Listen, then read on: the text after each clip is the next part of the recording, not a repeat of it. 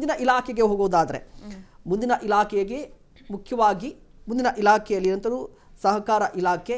ಈ ಸಹಕಾರ ಇಲಾಖೆಗೆ ಲಾಸ್ಟ್ ಟೈಮ್ ಸಿದ್ದರಾಮಯ್ಯವರು ಘೋಷಣೆ ಮಾಡಿದ್ದೆಷ್ಟು ಮತ್ತು ರಿಲೀಸ್ ಆಗಿದ್ದೆಷ್ಟು ಬಾಕಿ ಉಳ್ಕೊಂಡಿರೋದೆಷ್ಟು ಮಾತನಾಡ್ತಾ ಹೋಗೋಣ. ಸಹಕಾರ ಇಲಾಖೆ KN ರಾಜಣ್ಣವರು ಸಚಿವರಾಗಿರುವಂಥದ್ದು. ಈ ಸಹಕಾರ ಇಲಾಖೆಗೆ ಸಂಬಂಧಪಟ್ಟಂತೆ ಸಿದ್ದರಾಮಯ್ಯನವರು ಘೋಷಣೆಯನ್ನು ಮಾಡಿದ್ದು 2278.32 ಕೋಟಿ. ಬಟ್ ಅನುದಾನ ರಿಲೀಸ್ ಆಗಿರುವಂಥದ್ದು 1034.98 ಕೋಟಿ. ಉಳಿಕೆ ಇರುವಂಥದ್ದು 1244.34 ಕೋಟಿ ಬಾಕಿ ಇದೆ. ಇನ್ನು ಸಿಬ್ಬಂದಿ ಮತ್ತು ಆಡಳಿತ ಇಲಾಖೆಗೆ ಘೋಷಣೆ ಆಗಿರುವಂಥದ್ದು 1685.06 ಕೋಟಿ. ಕಾಂಗ್ರೆಸ್ ಸರ್ಕಾರ ಬಿಡುಗಡೆ ಮಾಡಿರುವಂಥದ್ದು 1174.92 ಕೋಟಿ. ಬಾಕಿ ಉಳಿಕೆ ಇರುವಂಥದ್ದು 510.14 ಕೋಟಿ ಬಾಕಿಯನ್ನು ಉಳಿಸಿಕೊಂಡಿದೆ. ಸಹಕಾರ ಇಲಾಖೆ ಸಹಕಾರಕ್ಕೆ ಅಸಹಕಾರ ಸಿದ್ದರಾಮಯ್ಯವರು ತೋರ್ತಾ ಇದ್ದಾರೆ. ಸಹಕಾರ ಇಲಾಖೆಗೆ ಸಹಕಾರ ತೋರ್ತಾ ಇಲ್ಲ ಅಂತ ಯಾಕೆ ಅಂತ ಹೇಳಿದ್ರೆ ಸಹಕಾರ ಇಲಾಖೆಗೆ ಸಂಬಂಧಪಟ್ಟಂತೆ ಘೋಷಣೆ ಮಾಡಿದ್ದು ಸ್ವತಃ ಸಿದ್ದರಾಮಯ್ಯನವರೇ ಘೋಷಣೆ ಮಾಡಿದ್ದು ಎಷ್ಟಪ್ಪ ಅಮೌಂಟ್ ಅಂತ ಹೇಳಿದ್ರೆ 2279.32 ಕೋಟಿ. ಬಟ್ ರಿಲೀಸ್ ಆಗಿದ್ದು ನೋಡಿ 1034 ಕೋಟಿ. ಬಾಕಿ ಇರುವಂಥದ್ದು ಬಾಕಿ ಅನುದಾನ ಎಷ್ಟು ಅಂದರೆ 1244.34 ಕೋಟಿ. ಸಹಕಾರ ಇಲಾಖೆ ದುರ್ಗದ ಸಹಕಾರ ಇಲಾಖೆಗೆ ಸಂಬಂಧಪಟ್ಟಂತೆ ಇತ್ತೀಚಿನ ದಿನಗಳಲ್ಲಿ ಸಹಕಾರಿ ಸೊಸೈಟಿಗಳು ಸಾಕಷ್ಟು ಸದ್ದು ಮಾಡ್ತಾ ಇರುವಂಥದ್ದು, ಜೊತೆಗೆ ಜನರು ಕೂಡ ಮಿಂಗಲ್ ಆಗ್ತಾ ಇದ್ದಾರೆ. ಬಟ್ ಈ ಇಲಾಖೆಗೆ ತುಂಬ ಕಡಿಮೆ ಕೊಡ್ತಾ ಇರುವಂಥದ್ದು ಅಲ್ಲ. ಮೊದಲನೇ ಇಲಾಖೆಗೆ ಕಡಿಮೆ ಕೊಡ್ತಾ ಇದ್ದಾರೆ. ಯಾಕೆ ಮೊದಲಿನಿಂದನೂ ಕೂಡ CM ಸಿದ್ದರಾಮಯ್ಯ ಅವರ ಜೊತೆಗೆ ಸಚಿವ KN ರಾಜಣ್ಣ ಅವರು ಸಹಕಾರವಾಗೇ ಇದ್ದಾರೆ. ಇದು ಸಹಕಾರವಾಗಿ ಇದ್ದಾಗಲೂ ಕೂಡ ಅರ್ಧದಷ್ಟು ಅಮೌಂಟನ್ನು ಅಂದರೆ ಅರ್ಧದಷ್ಟು ಅನುದಾನವನ್ನು ಇನ್ನೂ ಕೂಡ ತೆಗೆದುಕೊಳ್ಳೋದಕ್ಕೆ ಯಾಕೋ ಒಂದು ಕೂಡ ಅಸಹಕಾರ ಚಳವಳಿಯನ್ನು ರಾಜಣ್ಣ ಅವರು ಇನ್ನೂ ಕೂಡ ಮಾಡ್ದಂಗಿಲ್ಲ. ಆ ಕಾರಣಕ್ಕಾಗಿಯೇ ಇಷ್ಟು ದೊಡ್ಡ ಪ್ರಮಾಣದ ಅನುದಾನವನ್ನು ಕೂಡ ಇನ್ನೂ ಕೂಡ ಬಾಕಿ ಉಳಿಸ್ಕೊಂಡಿದೆ ಅಂತಂದು ಹೇಳಿದ್ರೆ ತಪ್ಪಾಗಲಿಕ್ಕಿಲ್ಲ. ಅಂದರೆ ಇಲ್ಲಿ ಒಂದು ಸಹಕಾರ ಇಲಾಖೆ ಅಂತಂದು ಹೇಳಿದ್ರೆ ಆ ವ್ಯಾಪ್ತಿಯಲ್ಲಿ ಬರುವಂತಹ ಕೋಆಪರೇಟಿವ್ ಸೊಸೈಟಿಗಳೇನಿದ್ದಾವೆ ಆ ಕೋಆಪರೇಟಿವ್ ಸೊಸೈಟಿಗಳನ್ನು ಇಡೀ ವಿವಿಧ ಸಂಘ ಸಂಸ್ಥೆಗಳನ್ನು ಮುನ್ನಡೆಸುವಂತಹ ಒಂದು ಕೆಲಸ ಸಹಕಾರ ಇಲಾಖೆ ಮಾಡಬೇಕಾಗತ್ತೆ. ಯಾಕೆಂತಂದು ಹೇಳಿದ್ರೆ ಒಂದು ರೈತರಿಗೆ ಒಂದು ಪರಿಹಾರ ರೈತರಿಗೆ ಸಾಲ ಕೊಡುವಂಥದ್ದಾಗಿರ್ಬೋದು, ಮಹಿಳಾ ಸಂಘಗಳಿಗೆ ಸಾಲ ಕೊಡುವಂಥದ್ದಾಗಿರ್ಬೋದು, ಅದೇ ರೀತಿಯಾಗಿ ವಿವಿಧ ಸಂಘ ಸಂಸ್ಥೆಗಳು ಯಾವ ರೀತಿಯ ಲೆಕ್ಕಗಳನ್ನು ನಡೆಸ್ತಾ ಇದ್ದಾವೆ, ಯಾವ ರೀತಿಯ ವ್ಯವಹಾರಗಳನ್ನು ನಡೆಸ್ತಾ ಇದೆ ಅನ್ನೋಂಥದ್ದು ಕೂಡ ನೋಡುತ್ತೆ. ಆದರೆ ನೀವು ಅಷ್ಟು ದೊಡ್ಡ ಮಟ್ಟದ ಅನುದಾನವನ್ನು ಇನ್ನೂ ಕೂಡ ಸರ್ಕಾರದಿಂದ ತರಲಿಲ್ಲ ಅನ್ನುವಂಥದ್ದಾದರೆ ಎಷ್ಟು ಮಟ್ಟಿಗೆ ಇದು ಅಭಿವೃದ್ಧಿ ಆಗುತ್ತೆ ಅನ್ನೋಂಥದ್ದು. ಯಾಕೆಂತಂದು ಹೇಳಿದ್ರೆ ನೇರವಾಗಿ ಸರ್ಕಾರದ ರೈತರ ಸಾಲ ಕೇಳಿದಂಥ ಸಂದರ್ಭದಲ್ಲಿ ರೈತರಿಗೆ ಸಾಲ ಹೋಗಬೇಕು ಅಂತಂದು ಹೇಳಿದ್ರೆ ರೈತರಿಗೆ ಸಾಲ ಕೊಡಬೇಕು ಅಂತಂದು ಹೇಳಿದ್ರೆ ಇಲಾಖೆಗೆ ಹೆಚ್ಚು ಅನುದಾನವನ್ನು ಕೊಟ್ಟರೆ ಅದು ಹೆಚ್ಚು ಅನುಕೂಲ ಆಗುತ್ತೆ. ಮತ್ತು ಮಹಿಳಾ ಸಬಲೀಕರಣ ಹೆಂಗಾಗುತ್ತೆ?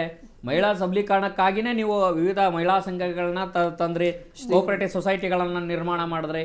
ಆದರೆ ಆ ಕೋಆಪರೇಟಿವ್ ಸೊಸೈಟಿಗಳಿಗೆ ನಿಮ್ಮಿಂದ ಸಹಕಾರ ಸಿಗ್ತಾ ಇಲ್ಲ ಅನ್ನೋಂಥದ್ದಾದರೆ ಏನು ಮಾಡಬೇಕು ಜನರು? ಅಂದರೆ ನೀವು ಯೋಜನೆಗಳನ್ನು ಹೇಳ್ತೀರಿ, ಕನಸು ಈ ಥರ ಇದೆ, ಈ ರೀತಿಯ ಅಭಿವೃದ್ಧಿಗಳನ್ನು ನಾವು ಮಾಡಬೇಕು ಅಂತ ಹೇಳ್ತೀರಿ. ಆದರೆ ಹೇಳಿದಂಥ ಸಂದರ್ಭದಲ್ಲಿ ಸೇಮ್ ಟೈಮ್ ನೀವೇ ಹೇಳಿದಂಥ ಯೋಜನೆಗಳಿಗೆ ಹಣವನ್ನು ಕೊಡ್ಲಿಕ್ಕೆ ಯಾಕಿಂದ ಏಟು? ಇನ್ನೊಂದು ಮಾತು ಹೇಳ್ಬೋದಲ್ಲ, ನಾವು 2,000 ರೂಪಾಯಿ ಕೊಡ್ತಾ ಇದೀವಪ್ಪ ಪ್ರತಿ ತಿಂಗಳು. ನಾವು 2,000 ರೂಪಾಯಿ ನೇರವಾಗಿ ಆರ್ಥಿಕವಾಗಿ ಸಬಲರನ್ನು ಮಾಡ್ಲಿಕ್ಕೆ 2,000 ರೂಪಾಯಿ ಕೊಡ್ತಾ ಇದೀವಿ ಅಂತ ಹೇಳ್ಬೋದಲ್ವಾ? ಅಲ್ಲ, 2,000 ರೂಪಾಯಿ ಕೊಡ್ತಾ ಇದ್ದಾರೆ, ಅದು ಸರ್ಕಾರದ ವಾದ ಬೇರೆ ರೀತಿ ಇದೆ. ನಾವು 2,000 ರೂಪಾಯಿ ಕೊಡ್ತಾ ಇದೀವಿ, ಅಕ್ಕಿ ಕೊಡ್ತಾ ಇದೀವಿ, ಕರೆಂಟ್ ಕೊಡ್ತಾ ಇದೀವಿ, ಎಲ್ಲ ಕೊಡ್ತಾ ಇದೀವಿ.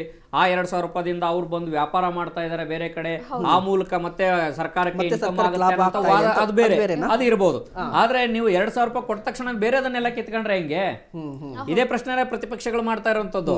ಬೇರೆ ಪ್ರತಿಪಕ್ಷಗಳ ಯಾವುದೇ ರೀತಿಯ ಬೇರೆ ಹೊಸ ಪ್ರಶ್ನೆ ಏನ್ ಮಾಡ್ತಾ ಇಲ್ಲ. ಆಯ್ದು ಸ್ವಾಮಿ, ನೀವು 2,000 ರೂಪಾಯಿ ಕೊಟ್ಟಿದ್ದೀರಿ, ಅಕ್ಕಿ ಕೊಟ್ಟಿದ್ರಿ, ಎಲ್ಲ ಕೊಟ್ಟಿದ್ರಿ. ಆದ್ರೆ ಉಳಿದಂತವ್ರಿಗೆ ಪ್ರಾರಂಭದಲ್ಲಿ ಗೃಹಲಕ್ಷ್ಮಿಗಂತೂ ಸಾಕಷ್ಟು ವಿರೋಧ ವ್ಯಕ್ತ ಆಯ್ತು. ಏನಕ್ಕೆ ಅಂತ ಹೇಳಿದ್ರೆ ಅತ್ತೆ ಸೊಸೆ ನಡುವೆ ಜಗಳ ತಗೊಂಬಂದು ಇಟ್ಟುಬಿಟ್ರು ಅನ್ನೋಂಥದ್ದು. ಆದ್ರೆ ಪ್ರಾಕ್ಟಿಕಲಿ ಪ್ರತಿಯೊಂದು ಯೋಜನೆಗಳಿಗೆ ಸಾಧಕ ಬಾಧಕಗಳಿಗೆ ಇದ್ದೇ ಇರ್ತವೆ. ಅದೇ ರೀತಿಯಾಗಿ ಇದಕ್ಕೂ ಕೂಡ ಇದಾವೆ ಗ್ಯಾರಂಟಿಗಳಿಗೆ. ಆದರೆ ನೀವು ಸಹಕಾರ ಇಲಾಖೆಯನ್ನು ಗಂಭೀರವಾಗಿ ಪರಿಗಣಿಸಲಿಲ್ಲ ಅಂತಂದು ಹೇಳಿದ್ರೆ ಮಹಿಳಾ ಸಬಲೀಕರಣ ಆಗಿರ್ಬೋದು, ಮತ್ತು ರೈತರಿಗೆ ಏನು ಸಾಲ ಕೊಡುವಂಥದ್ದು ಯಾರು ಕೊಡಬೇಕು?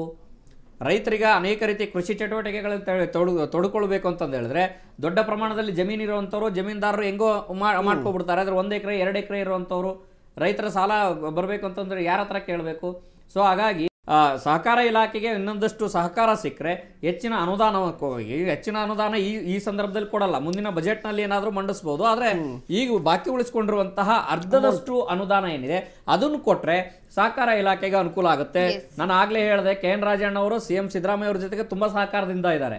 ಅವರು ಅನುದಾನದ ವಿಚಾರದಲ್ಲಿ ಒಂದಷ್ಟು ಅಸಹಕಾರ ಅವ್ರ ಜೊತೆಗೆ ಶುರು ಮಾಡ್ಬೇಕು. ಯಾಕಂತಂದು ಹೇಳಿದ್ರೆ ಅವರ ಆಪ್ತರಿಗೆ CM ಸಿದ್ದರಾಮಯ್ಯ ಅವರು ಇಲ್ಲ ಅಂತ ಹೇಳಲ್ಲ. ಯಾಕೆಂತಂದು ಹೇಳಿದ್ರೆ ಒಂದಷ್ಟು ತೀರಾ ಒತ್ತಡದಲ್ಲಿ ಇದ್ದಂಥ ಸಂದರ್ಭದಲ್ಲಿ ಏನು ಹೇಳ್ಬೋದು, ಇಲ್ಲಪ್ಪ ಇದೊಂದು ಸರಿ ಇದೊಂದು ವರ್ಷ ನೀನು ಸಂಭಾಳಿಸ್ಕೊಳ್ಳೋ ಅಂತ ಹೇಳ್ಬೋದು. ಆದರೆ ಈಗಾಗಲೇ 19 ತಿಂಗಳಾಗೋಗಿದೆ. ಸೊ 19 ತಿಂಗಳಾಗೋಗಿದೆ, ಮತ್ತೆ ಈ ಬಜೆಟಿನ ಹಣವನ್ನು ಕೂಡ ಕೊಟ್ಟಿಲ್ಲ. ಸೊ ಮತ್ತೊಂದು ಬಜೆಟ್ ಬರ್ಲಿಕ್ಕೆ ಹೋಗ್ತಾ ಇದೆ. ಸೊ ಅಟ್ಲೀಸ್ಟ್ ಮುಂದಿನ ಬಜೆಟ್ ಈ ಕ್ಷಣಕ್ಕೆ ನಾನು ಈ ಕ್ಷಣದಿಂದಾನೇ ಬಿಡುಗಡೆ ಮಾಡಿ ಅಂತ ಒಂದು ಸೂಚನೆ ಕೊಟ್ಟಾಗ್ಲೂ ಕೂಡ ಅದು ಬಂದು ತಲುಪಲಿಕ್ಕೆ ನಮಗೆ 1-1.5-2 ತಿಂಗಳು ಬೇಕಾಗತ್ತೆ. ಸೊ ಹಂಗಾಗಿ ಅಷ್ಟೊತ್ತಿಗೆ ಇನ್ನೊಂದು ಬಜೆಟ್ ಬರುತ್ತೆ. ಇನ್ನೊಂದು ಬಜೆಟ್ ಬರೋ ಅಷ್ಟೊತ್ತಿಗೆ ನೀವು ಅಟ್ಲೀಸ್ಟ್ ಈಗಿರುವಂಥ ಘೋಷಣೆ ಏನು ಮಾಡಿದ್ದೀರಿ ಇದರ 2 ಪಟ್ಟಾದರೂ ಇಲಾಖೆಗೆ ದುಡ್ಡನ್ನು ತೆಗೆದುಕೊಂಡು ಹೋದರೆ ಇನ್ನಷ್ಟು ಸಹಕಾರವನ್ನು ಕೊಟ್ಟರೆ ಸಹಕಾರ ಇಲಾಖೆ ಒಂದಷ್ಟು ಅಭಿವೃದ್ಧಿ ಕಾಣಿಸ್ಕೊಳ್ಳುತ್ತೆ. ಕಾವ್ಯ, ಖಂಡಿತ. ಇನ್ನು ಸಿಬ್ಬಂದಿ ಮತ್ತು ಆಡಳಿತ ಇಲಾಖೆಗೆ ಘೋಷಿತ ಅನುದಾನ 1685.6 ಕೋಟಿ ಆದ್ರೆ ಕಾಂಗ್ರೆಸ್ ಸರ್ಕಾರದಿಂದ ಬಿಡುಗಡೆಯಾಗಿದ್ದು 1174 ಕೋಟಿ. ಇನ್ನು ಸದ್ಯ ಬಾಕಿ ಉಳಿಸ್ಕೊಂಡಿರೋದು 510 ಕೋಟಿ ಬಾಕಿ ಉಳಿಸ್ಕೊಂಡಿದೆ. ಈ ಬಗ್ಗೆ ಹೇಳೋದಾದ್ರೆ ಆಡಳಿತ ಮತ್ತು ಸಿಬ್ಬಂದಿ ಇಲಾಖೆ, ನೀವು ಆ ಇಲಾಖೆಯ ವ್ಯಾಪ್ತಿಯಲ್ಲಿ ಬರುವಂತಹ ಒಂದು ಸಿಬ್ಬಂದಿಗೆ ಮತ್ತು ಆಡಳಿತ ಸುಧಾರಣೆಗಳಿಗೆ ಅನೇಕ ರೀತಿಯ ಸುಧಾರಣೆ ಕ್ರಮಗಳನ್ನು ತರಬೇಕು ಅಂತಂದೇಳಿ ಸರ್ಕಾರ ಚಿಂತನೆ ಮಾಡಿದೆ. ಆಡಳಿತದಲ್ಲಿ ಸುಧಾರಣೆಗಳನ್ನು ತರಬೇಕು ಅಂತಂದು ಹೇಳಿದ್ರೆ ನೀವು ಒಂದು ವಿಶೇಷವಾದಂತಹ ಅನುದಾನವನ್ನು ಕೊಡಬೇಕು, ಕಾಮಗಾರಿಗಳನ್ನು ಕ್ಷೇತ್ರಗಳನ್ನು ಅಭಿವೃದ್ಧಿಪಡಿಸಬೇಕು. ನೀವು ಆಡಳಿತ ಸುಧಾರಣೆಗಳನ್ನು ಮಾಡಲಿಲ್ಲ ಅಂತಂದು ಹೇಳಿದ್ರೆ ಪ್ರತಿಪಕ್ಷಗಳು ನಿಮ್ಮನ್ನು ಸರ್ಕಾರದ ವಿರುದ್ಧ ಟೀಕೆಗಳನ್ನು ಮಾಡೋದ್ರ ಜೊತೆಗೆ ಸಾರ್ವಜನಿಕರಲ್ಲೂ ಕೂಡ ಒಂದಷ್ಟು ಆಕ್ರೋಶಗಳು ವ್ಯಕ್ತ ಆಗುತ್ತೆ. ಆ ಆಕ್ರೋಶಗಳು ವ್ಯಕ್ತ ಆದಂಥ ಸಂದರ್ಭದಲ್ಲಿ ನೇರವಾಗಿ ಹೊಡೆತ ಬೀಳುವಂಥದ್ದು ಯಾವುದು? ಚುನಾವಣೆಗಳಲ್ಲಿ. ಈಗಾಗಲೇ ಒಂದಷ್ಟು ಶಾಸಕರೆಲ್ಲ ಚರ್ಚೆಯನ್ನು ಶುರು ಮಾಡಿದ್ದಾರೆ.